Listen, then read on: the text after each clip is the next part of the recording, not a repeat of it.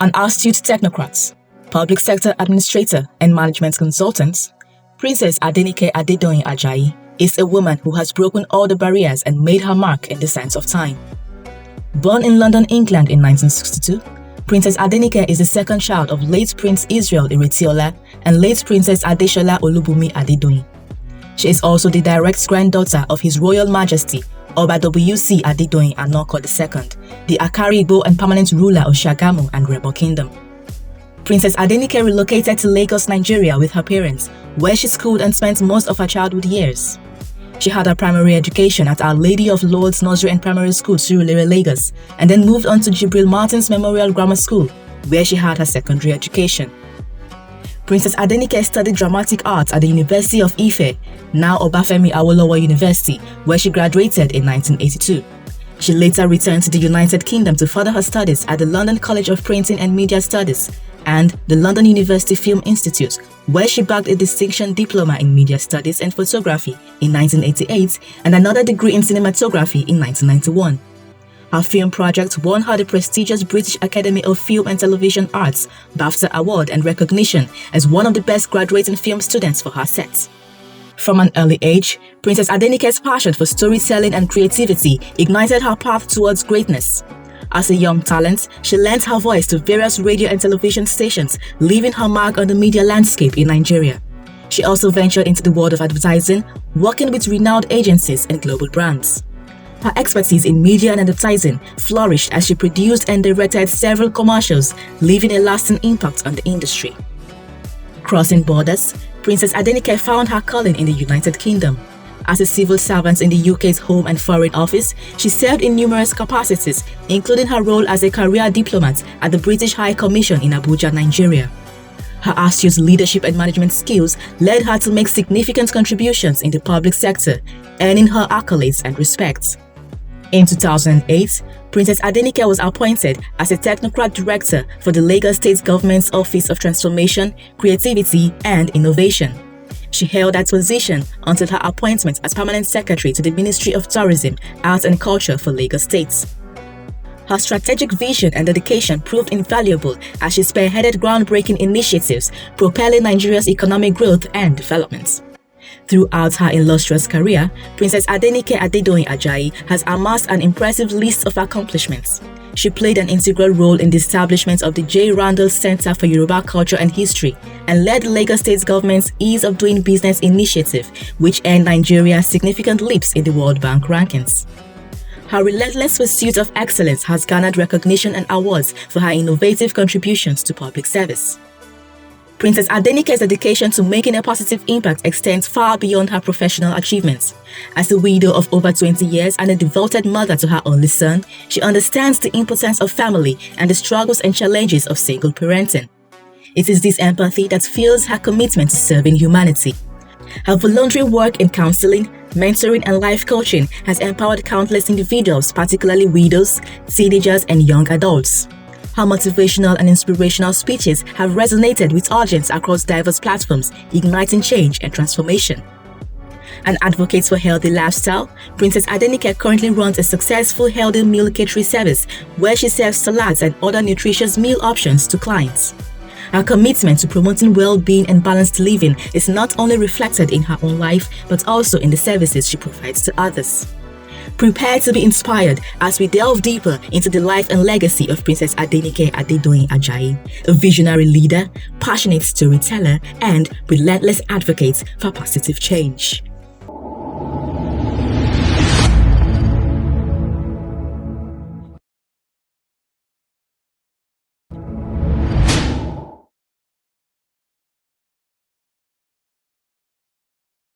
I'm Princess Adenike Adedoyin-Ajayi. I was born 61 plus 3 months years ago, to be precise, February 19, 1962.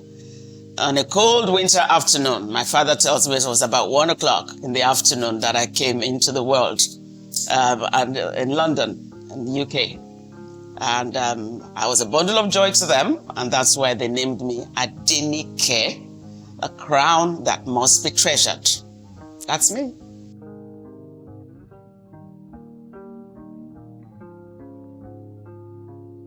Let me start from how much I can recollect, how much I can remember. I think most probably from age 4, I have vivid memories that I can say I can recollect. I come from a family that you can say where your upper middle class family, normal family, both parents working. And I would say I had the most and the best childhood and upbringing, to the glory of God, and to my parents, who were very, very, a bit English, what they would call ajebota. Maybe because my parents studied in the UK and then they brought us back. And so we're a bit, so I won't change that or trade that childhood for anything else. It was really good. And it shaped me, both from my household values and from the values that was in the environment, the social values that we had at the time, back in the days. It really molded and shaped me to who I am today. So if I'm going to start from the homestead, we're very disciplined, my mom especially, very disciplined woman, disciplinarian.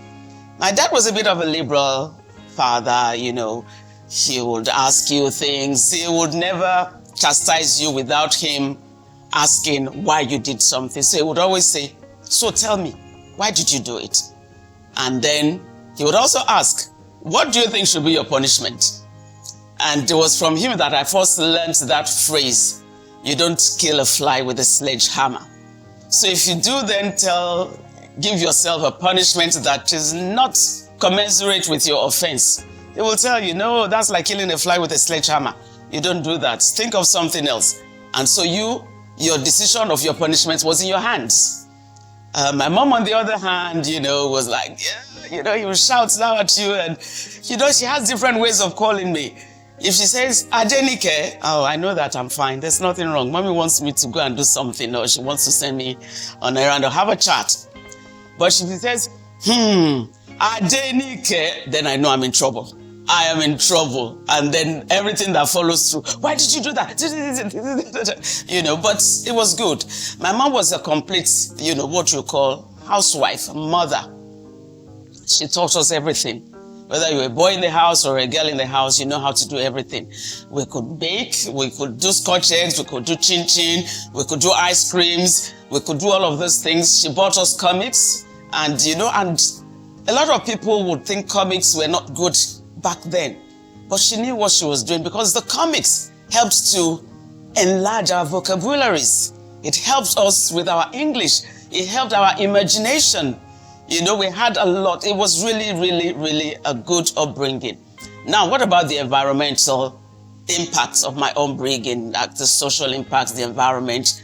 We grew up at an era, or in an era, where everybody was looking after. That word that says, that phrase that, a family gives birth to a child, but the community looks after that child and brings that child up. It was really, it's real.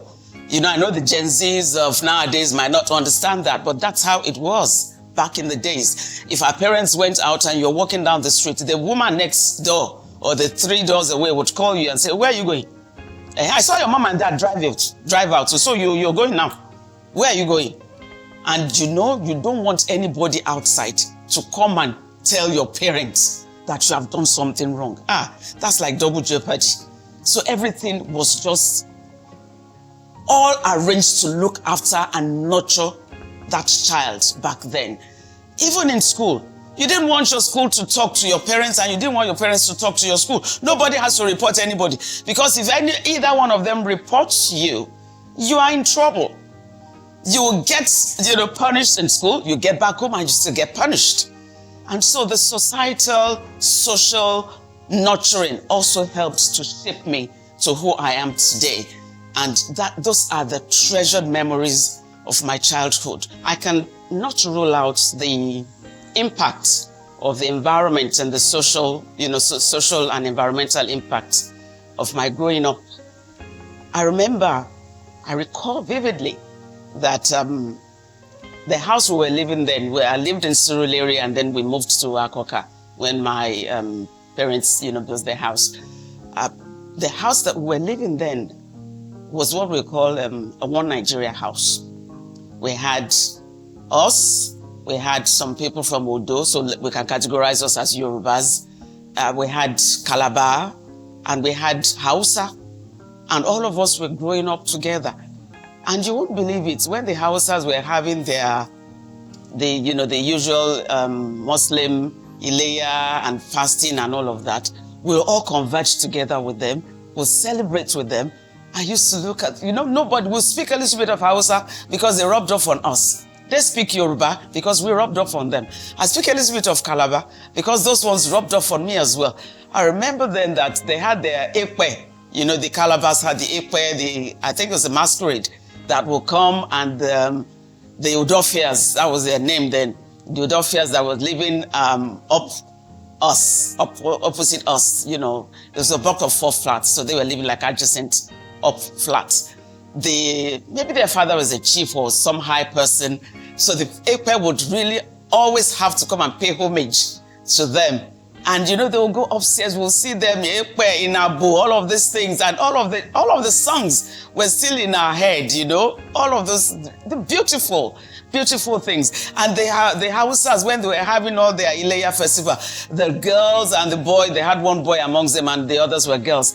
They will come out in all of this, their beautiful Arabian-looking outfits. When they are going, they say they are going for their Ileya festival or Eid al-Fitr, Eid al-Maulud, all of these things. And at that time, everybody was just celebrating with each other. We would have our Christmas. We'll have bisco. That's what you used to call it, bisco and knockouts. That we would all be playing, we'll all be shooting. And everybody was just celebrating with each other.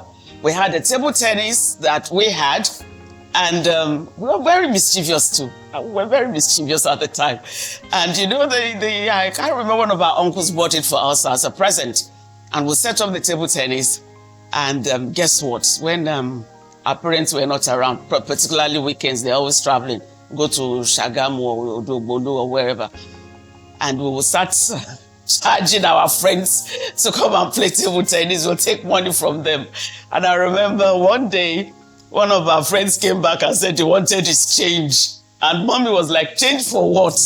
She said, I played table tennis and I gave them 6 pence before the CC and I need to collect my change thorough. My mom said, okay, they called us. Which one of you?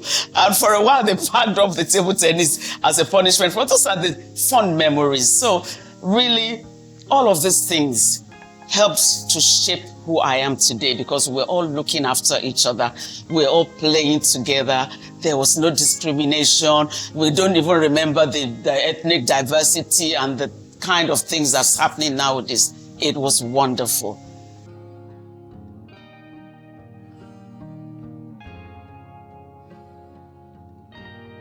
I will say that every landmark in my life contributed into shaping me. Every phase, that I go through in life, all the facets. So moving on from primary school, which was a girls-only primary school, Our Lady of Lourdes, going into secondary school, which was what we call a co-educational secondary school at the time. It was a mixed secondary school, boys and girls, Jibril Martins Memorial Grammar School. And so that was another eye-opener for me. And I was lucky because I grew up with a lot of boys. I played with a lot. In fact, I'm a tomboy. I still am to some extent. I'm still very boyish in my ways and the way I think and all of the things that I do. I'll play 5-a-side with the boys. I'll play monkey post with the boys. I do all of those things with the boys. So table tennis, rolling tire on the streets, doing all of those things. So those are the kind of things. So going into secondary school, it was another experience in its entirety, now bonding with boys. Now, even now, when we have our old school students association, I'm more with the boys than I am with the girls because I relate more with them. And so that was another experience, an experience that taught us the morals, that brought about all the values that were instilled in us, what you need to do, what you shouldn't be doing, all of these things. That was another experience. And then going from there into university. Hey, what does university do to you? It's almost as if you've gotten your freedom. And so what sets you in the right path is those values that you don't forget. those things that you've been taught at home. Yes, you might think you have your freedom. Yes, you might do certain things, but something would always call you back and say, remember the child of whom you are. Don't do this. You can only go this far. Because that's one place where there's no parental guidance. Nobody's breathing down your neck. Nobody's telling you what to do. Nobody's asking you to come for lectures. If you like, go. If you like, don't go. It's all in your hands. And what keeps you going? The type of upbringing that you have, the values that you've taken from your homestead, from the environments that you grew up in. Those are the kind of things, that also was part of what shaped and molded me to the kind of person that I am today.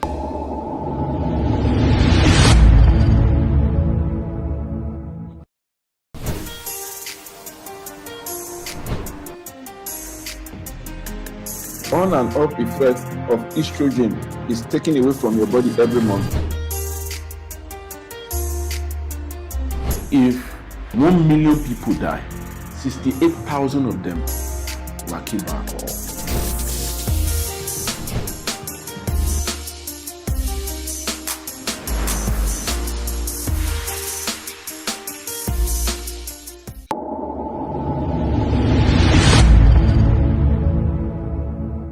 So the university was a totally new experience, totally different experience, where I had to be responsible for myself and responsible for the family that I come from. Those are the kind of things. So everything that I do, I had to think about that. Yes, I was playing, oh God, tell me about it. I didn't pass, university just didn't pass through me. I passed through university and university passed through me. So I needed to find a balance. I enjoyed my life. I enjoyed myself. I did all the things. Anything that I didn't do or that I have not done is because I have decided that that's a line not to cross. I'm not going to do that.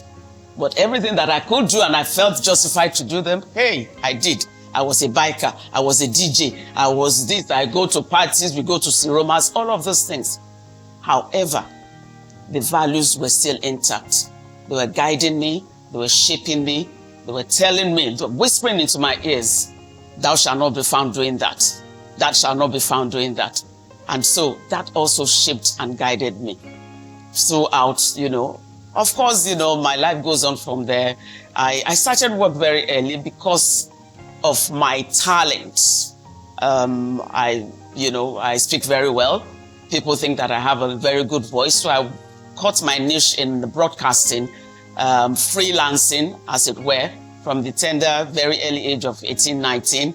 I was already freelancing in broadcasting stations, announcer, presenter, DJ, and all of those things. So all of those, were also experiences that I was garnering as I was going. I was honing in on them and all of that. I was a pioneer staff at the then OGTV. When they started Gateway TV now, they were OGTV. Well, they still call themselves OGTV, the Gateway station. I was one of their pioneer staffs when they started the station. That all of my freelancing paved way for that. I'd worked in a lot of radio and TV stations freelancing, including OYO Ibadan, the Oyo State Broadcasting Corporation at the time called OYO. So all of these things also shaped me. I've always wanted to study cinematography. But there was no university really in Nigeria offering it at the time. So I ended up studying dramatic arts at the University of Ife. The University of Ife, not Obafemi Awolowo University. I know it's still the same university, but my time was University of Ife. So I studied dramatic arts, and from there, I went on, after working for a little bit, I went on to UK. Did media studies in photography. I had a diploma in media studies and photography at the London College of Printing and media studies. I had a distinction diploma, I'm very proud to say, in media studies and photography. And from there, I went on to the London Film Institute, where I then eventually studied what I wanted, cinematography. And my specialized area was in film production and film directing. So have I used that? No. I used it a little bit because after that, I got a job All of this was in England, by the way, you know, the cinematography and the media studies and photography. So I came back to Nigeria. I'm a Niger babe. Although I was born in the UK, but I'm a proper Niger babe. So I worked a little bit, you know, I graduated in 1991. By 1992, I was back in Nigeria. I got a job with the prestigious Saatchi & Saatchi Advertising Worldwide, which was being, like they had some kind of, what do you call this now? Partnership with MC&A. So MC&A was where I was working in advertising then. I worked for a bit, you know, before I then moved back to England again, you know, to sort of start. You know, at that time, it wasn't Japa syndrome. My own was not about the Japa syndrome. Mine was just about, because I could, then why not? I was lucky and privileged to be a British citizen. A lot of my friends had traveled and gone to the UK, you know, and I'm thinking, you know, what am I still doing here? So I went on holiday. At that time, I was at OGTV, actually. And I just said, you know, if they're there. So I went on leave, and I wasn't going to come back. And my father said, you dare not. Hey, do you think that's the way they do things? You have to come back. Resign honorably.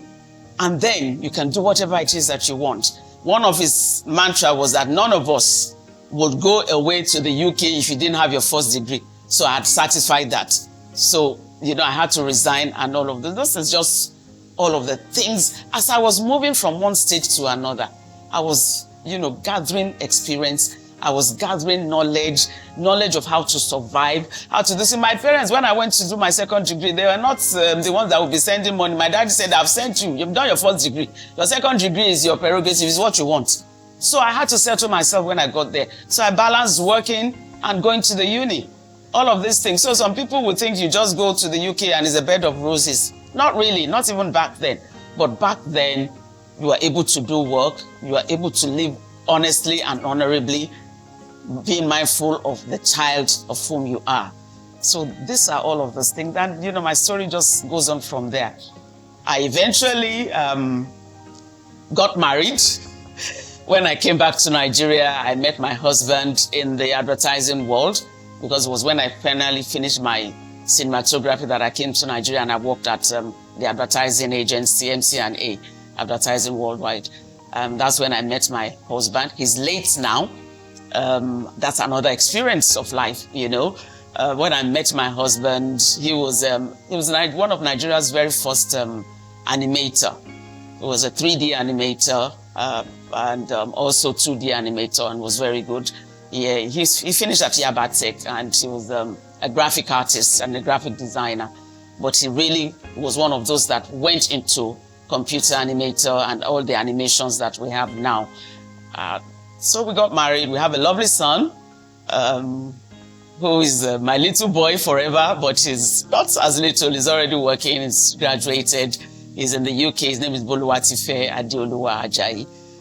So losing my husband after being married for just short of 3 years, and in all, you know, I'm grateful. Because even then, within 3 years, I was able to have a son after 2 miscarriages. So it's really interesting that when God knows what he's doing. And so I've moved on, you know, from there. Those are the things that shaped my life again to who I am today. Because losing my husband, I said to myself, there has to be a reason. When I didn't marry early, I'm one of those late bloomers. I married when I was 33. And I tell you something, 33 at our time was like you are an old Methuselah, because at the time you finish, graduate at age 23, 24, the next thing for you is to marry after your youth service. So me being 33 and not married, it was almost like, hey, God help us. My mommy would say, you are best lady to all of you. You are godmother to all your friends' children. When are you going to get married? I didn't have much pressure. To God be the glory, because my parents were very liberal-minded and they would just pray for me. But I eventually got married. But you can imagine getting married and just short of 3 years, you know, the man passes on to glory. But I learned some lessons from there. I got some strengths from there. And I'm a life coach today. I'm a bereavement counselor, loss and bereavement counselor. I did general counseling, but I specialize in loss and bereavement. Why? How? Because of my personal experience. Being widowed. I've been widowed now for 25 years. And so all of those things that I've done, I wrote a book, A Widow's Power. All of those things, I couldn't have been able to do it if I didn't go through all of my life experiences. So it's been an interesting journey. I'm still loving it. I'm still enjoying it. There's still the career part of my life. I don't know if I should go on into that. Okay, so when I got back to Nigeria, I got married, did all of those things. In between, my husband died. I relocated. I went back to England for obvious reasons, just to ensure that I was actually in England when he passed, because we were trying to relocate then, and he passed in the middle of all those arrangements. So it was just me and our little boy. And being a lone parent was another story. It was tough, it was rough, but I overcame. I managed to pull my head above water, and with the help of God, I am here. And most especially, family support. Oh, I couldn't have survived without family, without good friends, and my church community. Those were those three, different sets of people that helped me at the time. Otherwise, I don't know. When they say that depression comes in when things like that happen, I probably, I don't even want to think about it, But those were the three supports that I had: my family, my siblings, my church community, my family in church, my pastors, and then my friends. Those were the times when I knew my friends that, yes, I really do have friends. There's not a lot of them, but the ones that they stood by me. They ensured that I sailed through. And at some point, I asked myself, God, why did this happen to me? Why am I going through this? There has to be something positive that will come out of it. I can't just, have this negative story that, oh, I'm a widow, and that's, But I can say, now I can tell people, I'm a married widow. That's what I say. In fact, I'm trying to put up a Married Widows Association so that, because being a widow is not all gloom and doom. The only thing is that you have a husband that's no longer there. Some have managed to move on, so you don't have to stop your life. I have not moved on, not because I don't want to, but because it is what it is. If I see a man, I will. If I don't see, it's fine. It's just being able to hold your own. You are there. Even twins go their separate ways when they are born. So being able to hold your own, even as a lone parent, is one of the stories that I have to tell. It's one of the good stories. It was rough, it was tough, but I survived and I'm thriving. And that's what I really want people to know, because there are certain categories of being a lone parent, and there's a difference for being a single parent. A lot of people don't know that. The emotions behind them, that's what makes the difference. Lone parents never planned to be alone. They didn't start alone. They planned, they wanted to be a father, mother, dual parenthood. But something then happens. It could be death like mine. It could be divorce. It could be separation. It could be anything. And they become alone. And that's why they call them lone parents. And you have the single parents. Single parenting also could be a lot of reasons behind it. Some of them are actually victims of rape. Some of them, wrong decisions. Maybe they were young. Some of them, they were abandoned. They started the story and the journey, and somewhere along the line, the girl gets pregnant and the man abandons and runs away. Or some of them were rejected. It could be a whole lot of stories. Their own emotions are also different, because they never got married. So they never planned some of those things in the way the emotions of someone who was already married, and all of a sudden, like they say in Yoruba, the responsibility of, two parents have all of a sudden become the responsibility of one parent. So those are different things, and I have turned my own story. In 4 years after I was widowed, I went into, I decided, it was deliberate, it was intentional. This, my widowhood story, must have some positivity embedded in it. And how can I make it positive? What happened? My pastor will be calling me. Anybody dies or anybody loses their spouse, my pastor will say, Sister Adenike, me, I don't know all of this thing. You have experienced it before. If they call me, I won't have anything to tell them. But because you have experienced it before, you might be able to relate, and they will be able to relate with you. And when I started doing that, I thought to myself, okay, don't let me be doing this just from the experience. Let me also add some, theoretical or counseling knowledge that I will be properly trained so that I can handle other aspects of counseling and not just talking from my personal experience. And so I went for an 18-month counseling course at the WBS. It's called Woodside Bereavement Center and Services in the UK.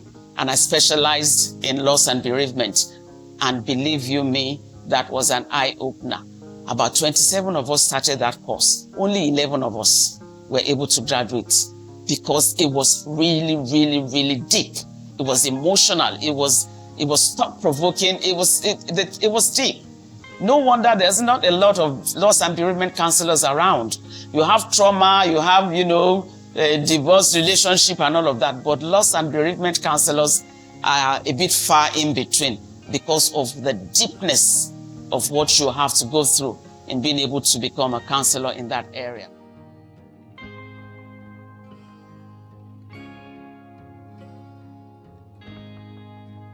It's your passion. You need to ask yourself, where do you want to see yourself in 5 years' time? What do you want to see yourself doing? And start having little milestones for yourself. But because, for every footballer that goes on the field, I love football, by the way. For every footballer that goes on the field, including the goalkeeper, they want to score. That's their whole idea of any team is to score goals, including the goalkeeper. The goalkeeper, if the opportunity arises, they will score goals. So that goalpost is your vision, is your goal. How do you get there? Footballer might need to go to the opposite goalpost and come back before they can score a goal. It might mean turning around, going zigzag, up and down before they score that goal. It's all part of the plan. So your plan, no matter how much you rigmarole in between, make sure that at the end of the day, it aligns with what you want to achieve. So sometimes you might take 2 steps forward, 3 steps backward. But if those steps are intentional, if you are deliberately doing it because you want to get somewhere, then you are fine. But if you are just doing it because life was happening to you and it was just throwing you to and fro, you are not able to really, sustain yourself, you are not able to own your own, then you are on the wrong path.